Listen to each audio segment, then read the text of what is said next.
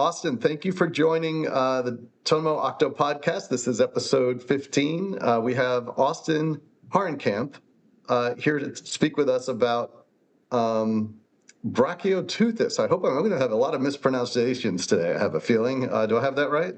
You do have that right. All right, good deal. That's a good start. It's Tuesday for you. It's Monday for me. You're in New Zealand. Yep. But you are originally from the United States. Tell me a little bit about how you got interested in squid, generally speaking, in cephalopods, and what brought you into this field of study, and touch on a little bit about what we're going to talk about today as it relates to Brachioteuthidae. Yeah, so I grew up in St. Louis, Missouri for a few years, and then spent a majority of my life in Miami, Florida, which of course has lovely beaches around it. And I spent a lot of time, going to aquariums and zoos and kind of the aquarist industry. And I've always just loved cephalopods. They're just so unique. There's almost nothing on Earth like them. So that's kind of what my goal and passion was, to do cephalopod research. But of course, life doesn't always work in the best of ways. So before I got into cephalopods, I worked with freshwater worms. So it's on like a whole nother spectrum of really hard to study animals. So cephalopods, both invertebrates. both invertebrates, but one just happens to fall apart a little bit easier than the other. But both very difficult groups. And then I have been following Kat's work for, oh my gosh, when I was in community college, like 2013, so like 12 years ago. Dr. Kat Balstead, you're referring to. Dr. Kat Balstead, yes. So I've been following her work for so long. And so I knew that she was kind of the person I wanted to go to. I love taxonomy. Taxonomy is such a great field, and such an underrepresented and understudied field, especially with cephalopods. There's so many nooks and crannies that are kind of hidden away there. And when I had talked to Dr. Kat Bolstad back in 2022, I want to say, we were discussing project ideas, and she was like, hey, I got a great project for you. No one wants to do it, so guess what? I guess you're going to do it. And that was how I got Brachioteuthidae. And here's a hard to pronounce one, Slosarchicovia. That looks absolutely nothing like it's spelled. Slosarchicovia circumantarctica. Do I have the full name? Almost. I think of it as, there's some of us in the community, we just call it Slos, because it's easier to say than Slos arch, like the arch, Checovia. Yeah, that's helpful. It's good to have nicknames. So, and you chose, or Dr. Kat Balstead, assigned to you, however you look at it, but you are immersed in one of the more complex areas of cephalopod taxonomy with Brachioteuthidae. Oh yes. There's a huge wave of problems that have impacted this group since its founding in 1881. There is, as far as I know, only about 6 of us in the world who are focused, in quotation marks, on this family. And 2 of us reside here at AUT, 1 in South Africa and 2 in the United States. Wow. So have you all gotten together for like a little, mini conference or a secret meeting? I have met 2 of the other ones. I actually, when I did my undergrad, I went to the university where one of them was a professor at. I've never met her, despite being at the same university. But I remember her. I think she was teaching a cephalopod-based class, and it was so unique, and it was just awesome. But I never took it at the time. Missed opportunity. But no, I met Marek Lipinski. I sent one of the papers to you. He's been doing this family for 50, 60 odd years. So he's kind of the master. And I'm kind of taking the reins now as he's getting older, but he's still a very valuable resource that I'm so lucky to have had when I went to South Africa last year to go meet him. Yeah. And how long have you been at AOT? Was it since 2022? since 2024. So Okay. I was started in February 2024, but I had an opportunity to come visit New Zealand in 2022 just to, do a little vacation after my master's. Let's talk about Brachioteuthidae and how it fits into the landscape of squid. So a lot of people watching are interested in cephalopods, but you know, having an awareness of what type of species we're talking about here among the hundreds of squid species.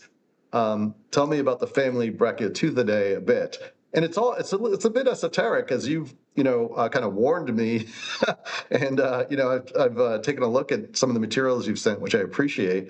And yeah, it's actually very interesting from a taxonomy standpoint. So I appreciate that you're passionate about taxonomy. I suppose you have to be when studying these, but tell us a little bit about them. Yeah, so the family Brachioteuthidae, like I've mentioned to you, and I'll mention to everyone here, it's a complicated group. And it's been complicated since 1881. I mean, when this family was first kind of created, I think people in the past have labeled it as an omostrepid. They've labeled it as a cranchiid, and people still label it as a cranchiid. At one point, someone said it was a member of the Architoethidae, which we know is very unlikely. So they've kind of had a lot of misunderstandings. And a lot of that stems from, no offense to the 1880s and early 1900s discoverers, but they did not do a great job at describing these species. Yeah. So we've had morphological images that were drawn that were given incorrect measurements that disagreed with the written descriptions. So you have to figure out which is which. And that specimen I have seen in person, and now it's just a jangled mess of pieces. So you can't really do anything with that one anymore. There's a good chance that one has not been touched in that museum collection since probably the 60s. Wow. So it's been sitting there kind of just chilling in ethanol for 60 odd years. But I mean, that was in 1881, so it's almost 150 years old now. Yeah, but then I want to pause you just for a minute, as I know we're getting into Brachioteuthidae itself and the species, and there's a lot to unpack here, and I don't want to overdo it, but I do want to talk a little bit about the collection methods in the 1880s and preservation and kind of all that stuff. Must have been pretty rough, kind of compared to today, especially with all the technology and the instant communication that we all enjoy today. Hard to imagine a scientist in the late 1800s, I guess, being approached by a fishing boat, or I guess maybe that's what scientists did, was hang around a fishing pier for the deep sea trawlers or whatever to see whatever kind of discards came around. I'm not sure how it all happened or whether it was stomach contents or whatever, but to find and identify a species as being unique, I guess in the written record at the time, and then describing it, I guess it's not too surprising that there would be, be a little sloppy, for want of a better term. Yeah, absolutely. And it only gets worse from there because, the one that was first described, it wasn't a mature individual, but it wasn't necessarily like a larval stage animal either. And they get confused with Cranchidae because brachios kind of are like glass squids. When they're young, they're transparent, very, very delicate animals. They're literally like little water balloons. They're just pop, and that's kind of it. You've lost the specimen. And that's how two of the 7 species were found. It was just larval forms where they're I don't know, I can't really, they're that big. They're very, very small. How do you go about, describing something based on the larval and you don't really know what the adult looks like? It's kind of like the colossal. We kind of have seen the colossal in the, we've seen the adult form of that, but we've also seen the live little larval one, or I guess not really larval, subadult maybe, in the deep sea. But for most of the brachios, we don't really know what the adult one looks like under the water. We have some adults, but not all. I have this like very basic tacit understanding that deep sea creatures, when they're brought to the surface for whatever reason or through whatever mechanism, unless it's done extremely carefully, they'll kind of explode because because they're under such pressure so deep in the water, they're exerting a fair amount of pressure. So if you quickly bring them to the surface, they basically expand and become a mess.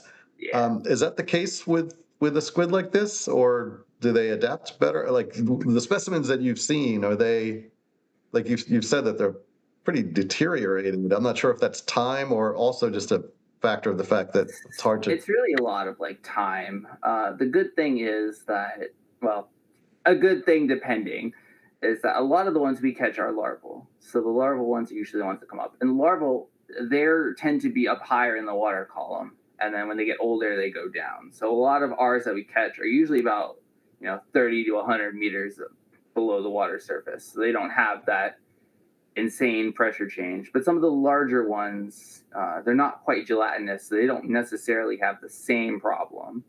But like every other squid, they lose, parts of their body, like the tentacle club and arms that are important. But we are lucky that here in New Zealand, a lot of ours have pretty good full body structure with, one or two of them missing important features. But we've got almost 200 specimens here that are almost mature. So with Brachioteuthidae and what you're studying, one of the things that you're appreciating is the different life stages. So at the very highest level, for somebody like me, just very basically, you have paralarval, which is the youngins. Then you have juvenile or subadult, and then you have fully mature adult. Is that roughly right? it depends who you ask, because if you're like me, I like the paralarval stage. Some people don't like calling them paralarval; they just call them larval. And apparently, there's a difference. I think there's a whole paper on the difference between paralarval versus larval cephalopods.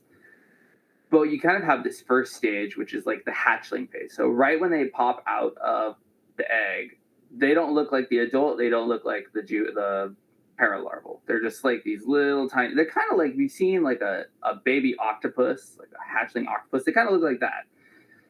And then they grow into the paralarval, which has this really long neck, which is for a long time I think the first one was they based off a Brachioteuthidae because they shared that same long neck kind of structure.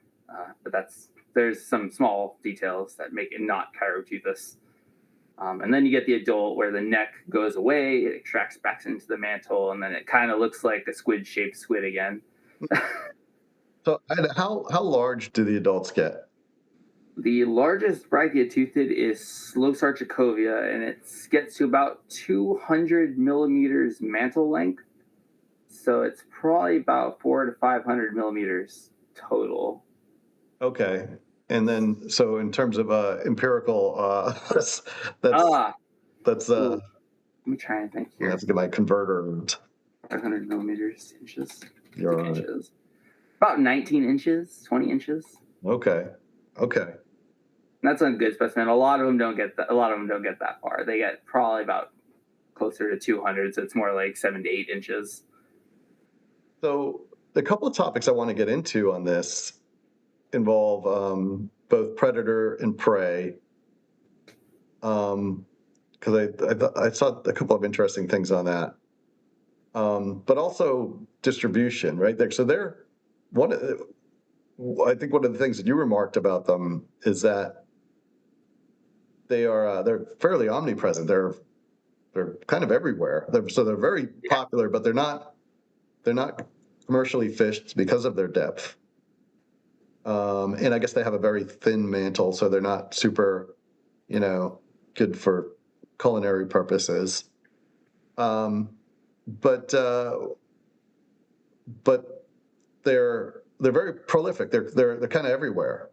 Oh yeah, there's when Dr. Elizabeth Shea did her Brachioteuthidae beanie clade. Been working on that specific species since 2018, or if not longer than that. She's kind of the master there. But that's another species that's kind of, we're not so sure right now. But when she was fishing them, they're in the northern Atlantic area, so from the UK all the way down to the States. And they had fished out several hundred of them from a whole bunch of different life stages. So those ones in particular, the North Atlantic seems to be pretty prolific, and there's certain areas that just have possible breeding grounds for them that we kind of know. Gosh, some gully of some sort. I can't remember the name of it by heart, but apparently it's like a breeding ground, so that's where they all go. And then you have other areas of the world where they're there, probably in large numbers, but just never seen. It wasn't until like 2024 that we got the most high depth image of one in the water, and we still don't know what species that is because they didn't collect it.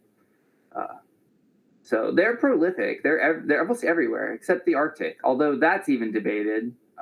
Some people think they are found there, but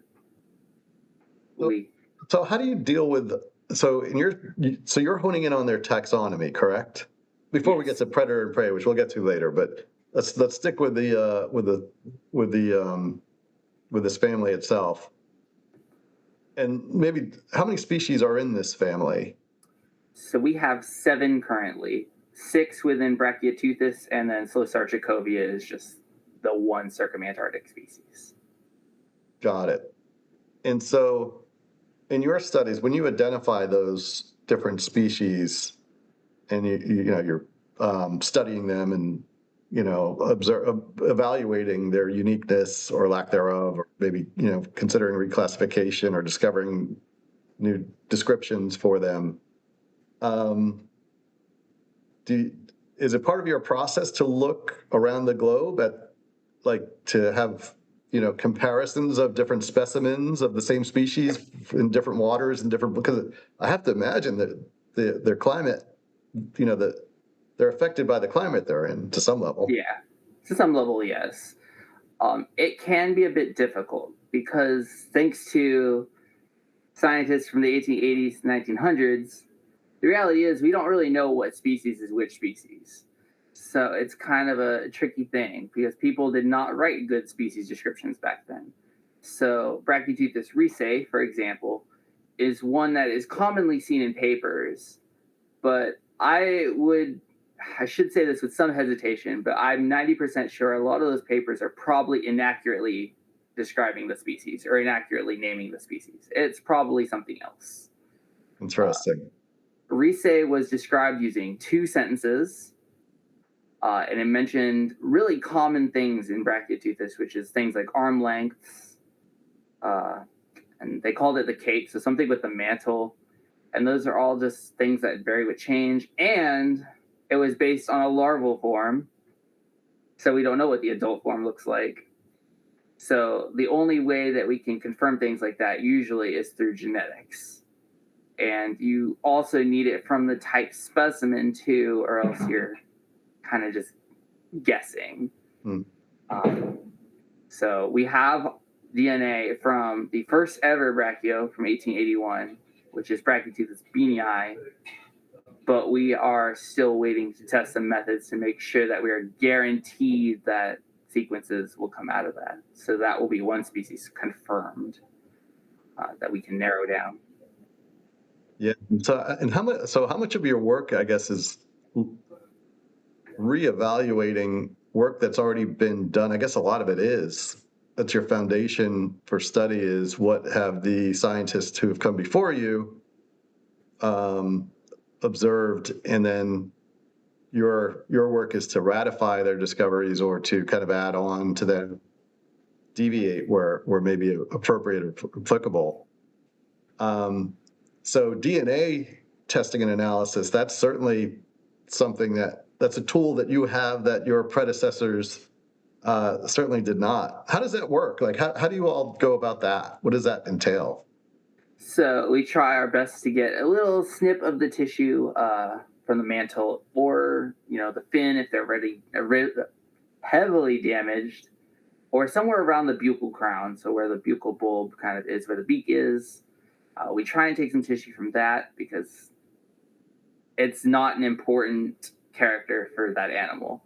Mm-hmm. So damaging it is perfectly acceptable. Mm-hmm. And then it goes through this huge process where you're trying to extract DNA using different solutions. And then you test that to see if you actually did get any little bit of DNA out of it. And then you'll ship that DNA off to like somebody in Korea or Australia or the United States. I think the Smithsonian has somebody that does it. And they will give you your sequence back. And that sequence is what is that specimen.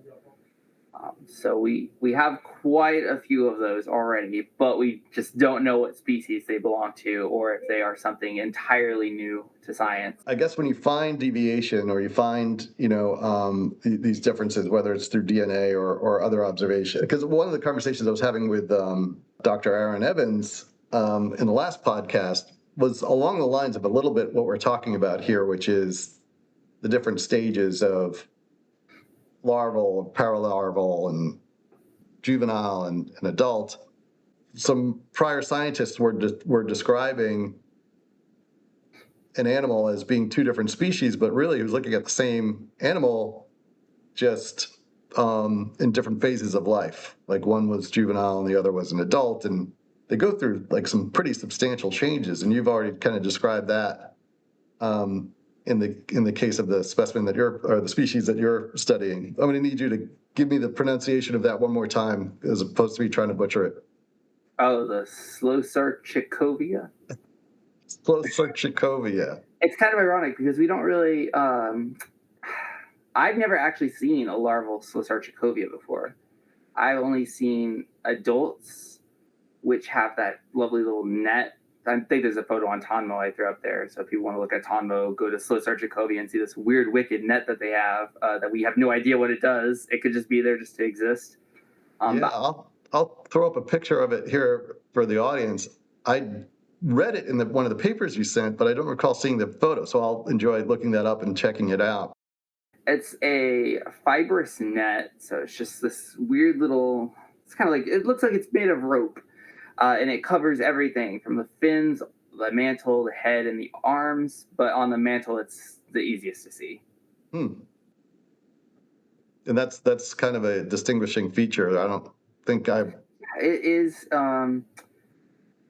We don't know where it will go. There are talks that Slosarchicovia could be its own family of squids, but we are still doing work to see whether that's true or not, or if it should stay in Brachioteuthidae, because there are other squids in the brachios that have a quote-unquote net-like structure, but just not as apparent as Slosarchicovia.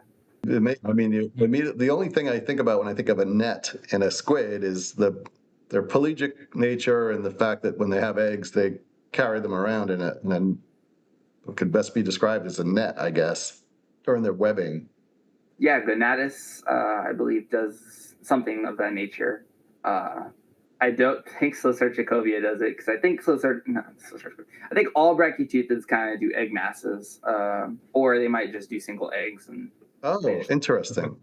We're not really 100% sure. I know what one looks like, but I don't know if they're, they just lay them somewhere, if it's just an egg mass, or maybe they do. We've never really seen, we've never really seen eggs in the wild for them. I think Mike Vecchione has a picture of an egg, but I don't remember if it was like a lab or if they saw it somewhere. How often is Schmidt Ocean or one of these other crews coming up with footage of any Brachioteuthidae? Yeah, so I, for the longest time, thought we only had two instances. One last year in March or February, maybe February. I think it was like right before I came to New Zealand, they got footage. But the only other one that I knew of was back in 2001, 2011 or something like that. It was a long time ago. And it was to what they called Brachioteuthidae beanii back then, because it was Northwest Atlantic and possibly reproducing or mating, I should say. There was debate whether it was mating or cannibalism. But I have seen additional footage recently that came out in like the mid 2010s, I think it is, of Okeanos. They got several Brachioteuthidae sightings, including one mating one where you just watch the one squid drag the other squid, throughout the water column, and it's kind of like just like a double squid. So we get them very rarely on video. They seem to be like the colossal squid. They seem to be very good at hiding themselves away from the camera. Like, how do I want to word this? Where do you hope to take your research?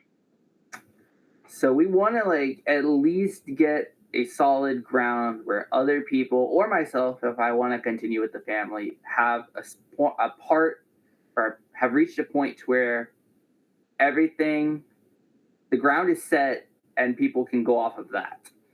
So we want to have our species clearly defined.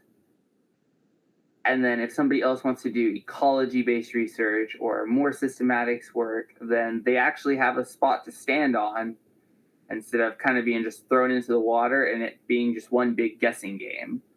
How have you found the experience for yourself? I guess, is that how you feel? Do you feel that you've basically been thrown in the water and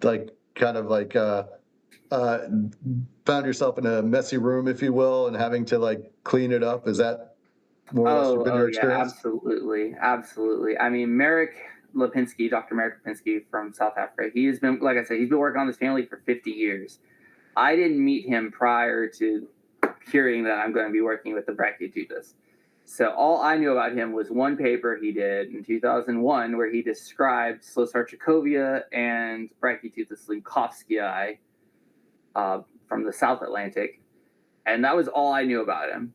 I never talked to him. I never met him. And then it wasn't until later 2024, Kat was like, hey, how would you feel about going to meet Merrick Lipinski in South Africa? We can get the school to pay for it. And I was like, oh my God, this guy is like, and then we talked, and he was a great person. It was good to spend 2 weeks with him. And I think we went through a total of about 500 brachios that he just had stashed in his backyard that he's just collected from the local museum. So he's just got like this big pantry in his backyard full of Brachioteuthidae jars, some of which come from like the Copenhagen Museum burned down or something like that. So half of the Brachioteuthidae collection was lost in that fire, but he has the remainder. He's done so much work. I mean, I don't know if our project would make it anywhere without his assistance. He's done a lot of the heavy lifting for us. Forgive me for not having this at my fingertips, but have you recently published a paper, or are you soon to publish a paper on this, or where are you at in terms of your deliverables? We are slowly working our way through. We're waiting to see if we can examine some specimens over in Australia because we want to try and get this Indo-Pacific thing figured out. We had contemplated potentially doing a paper with our New Zealand-based ones, but we do want to make sure that the species we have here are in accordance with something either that already exists or something that is entirely new. We have thoughts, but thoughts don't equate to full-on acceptance. So there's a bird, I think I got it from the abstract of a paper, I think. But there's a bird, the white-billed... White-chinned petrel? White-chinned petrels, yes, thank you. So they are commonly found with Brachioteuthidae in their stomach contents. So that struck me. How is that happening exactly? Is that from deceased specimens, or maybe it's larval and they're closer to the sea surface? Like what's happening there?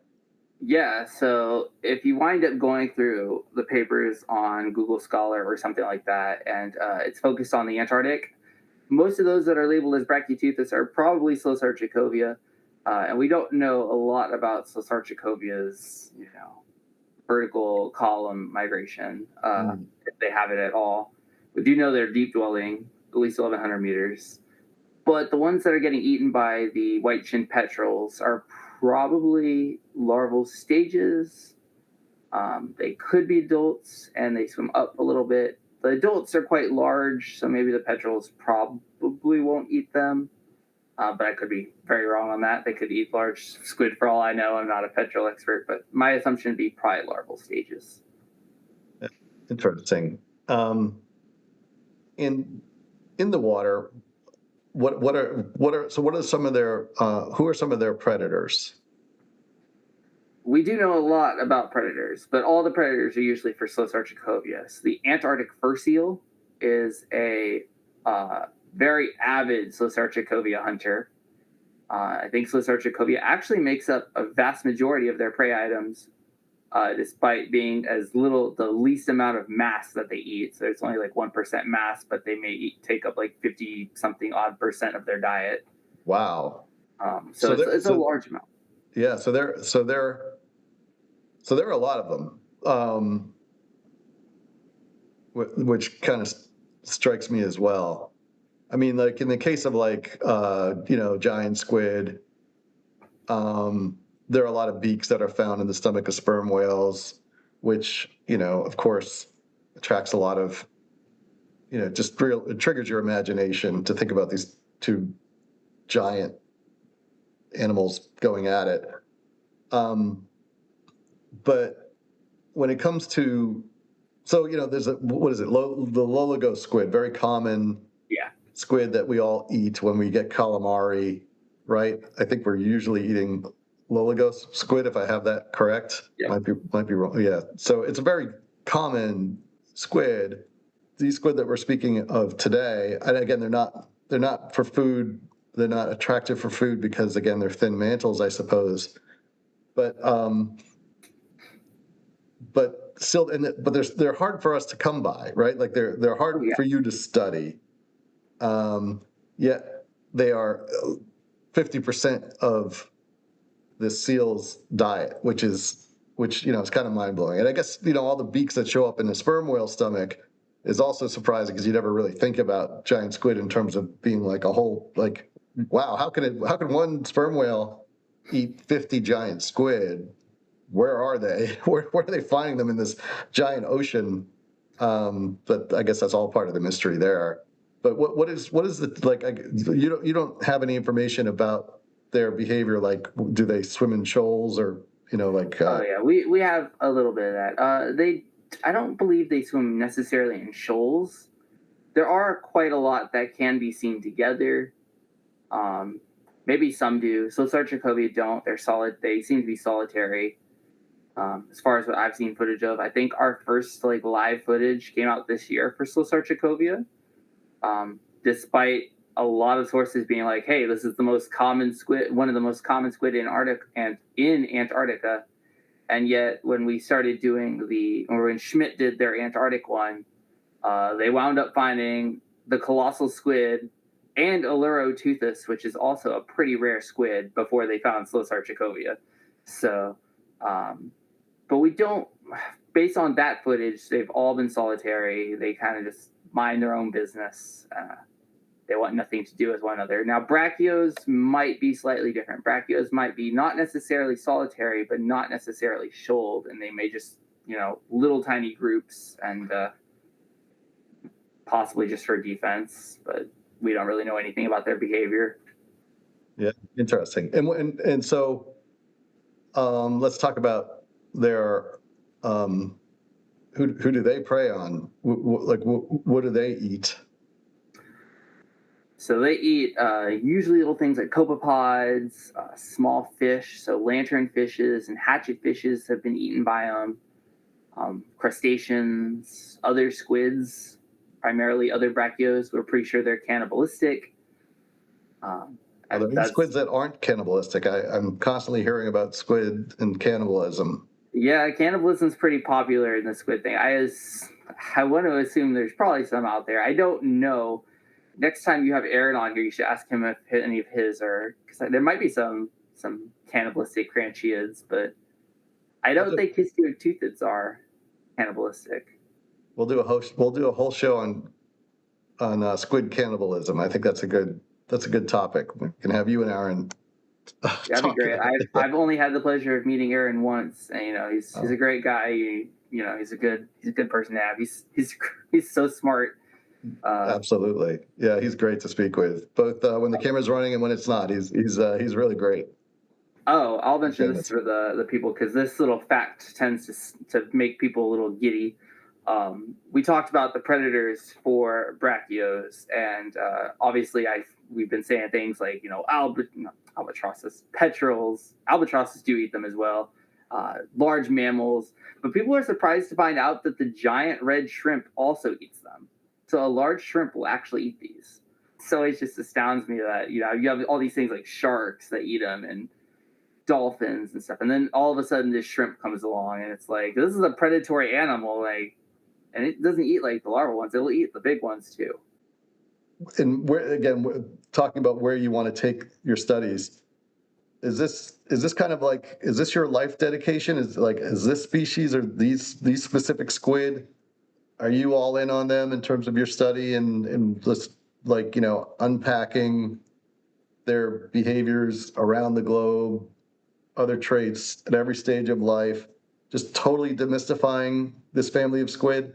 Or are you also planning to kind of branch out and look at other cephalopods or even other non-cephalopods? Like, where are you looking to go? Yeah, with Merritt getting older, he's been such a kind of an inspiration going forward with this group that I think that we do need somebody who's willing to keep working with this group because not many people want to work with this group. I mean, this probably isn't actually the case, but I think that a lot of people were kind of scared to touch this group because, they're always worried that they might mess something up. I was worried that I might mess something up. Maybe, there's a Brachioteuthidae that doesn't belong here. Maybe it is a glass squid, but you don't want to make those mistakes. And when you have someone who's been working on it for 50 years, you don't want to make that mistake right in front of them and be like, oh, 50 years of hard work just to have this guy come and butcher it. But no, it's really consequential, isn't it? Like, oh yeah, and it's pretty tricky. Meaning, like it's tenuous, right? Because you're dealing with a small amount of information, and you're trying to triangulate different points of data, and the information you receive is shifting. Meaning, the animals themselves are very hard to predict or understand, and so. And again, so much has been studied and written. So if you tweak one little thing about if you kind of reclassify in a certain way, that can have a ripple effect on the history of study as well as our go forward understanding of the species. So you have to approach it with like kind of great care and reverence, which clearly that's something you're doing, which is super cool. So in that in itself can be like, kind of like self-rewarding, if you will. So it's cool that that's something that you're dedicated to in that respect.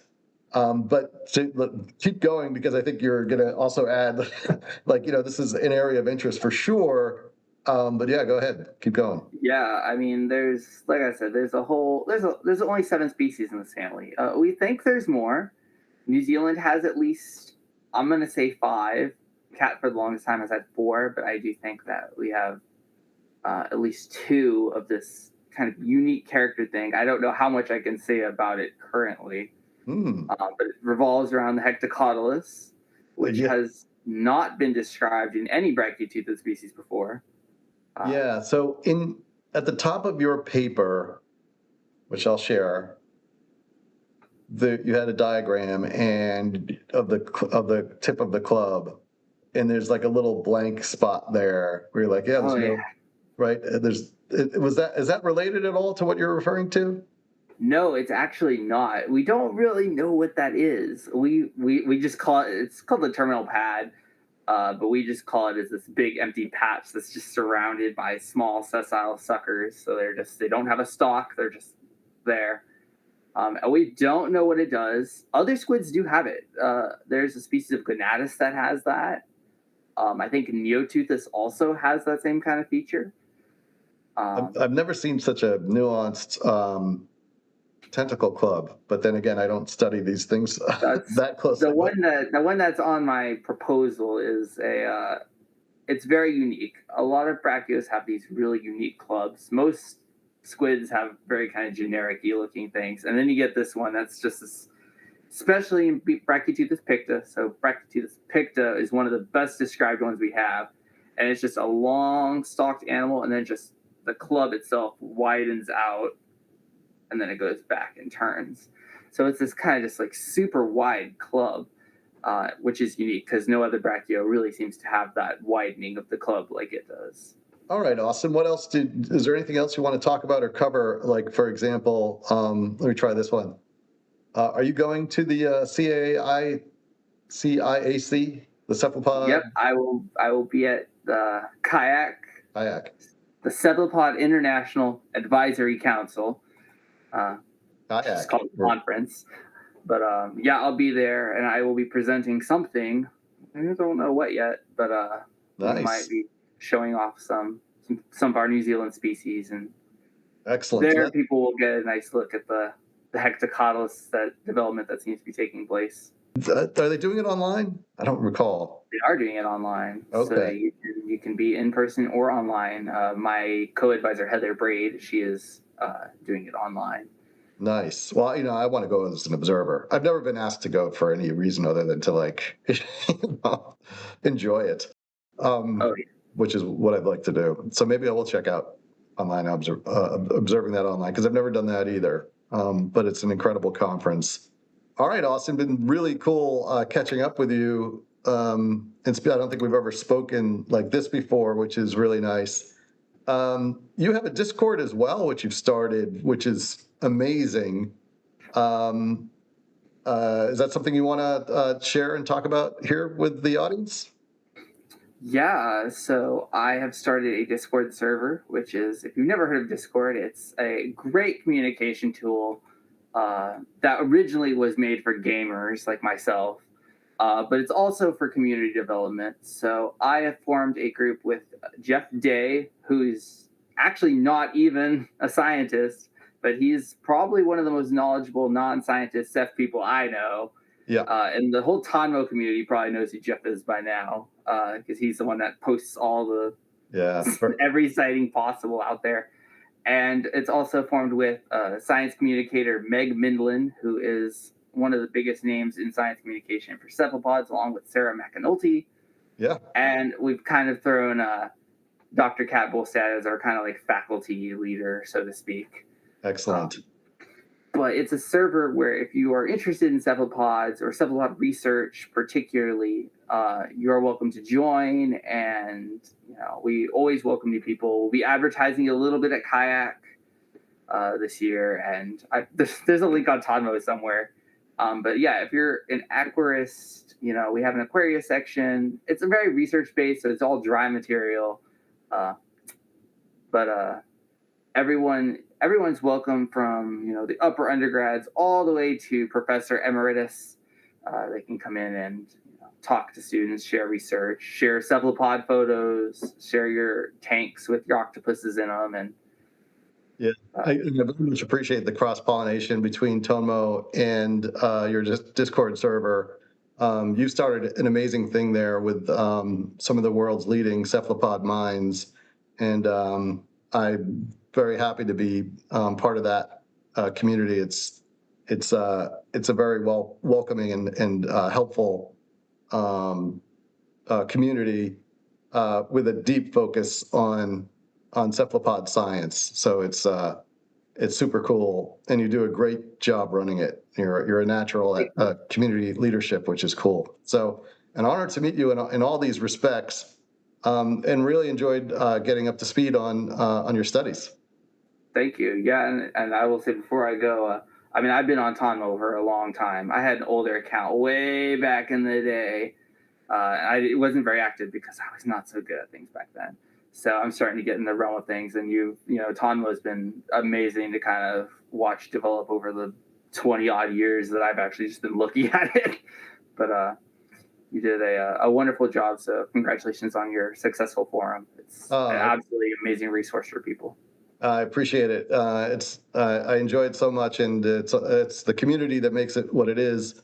And so I really appreciate everybody's engagement, yours included. So thanks for being with us for so long. That's awesome.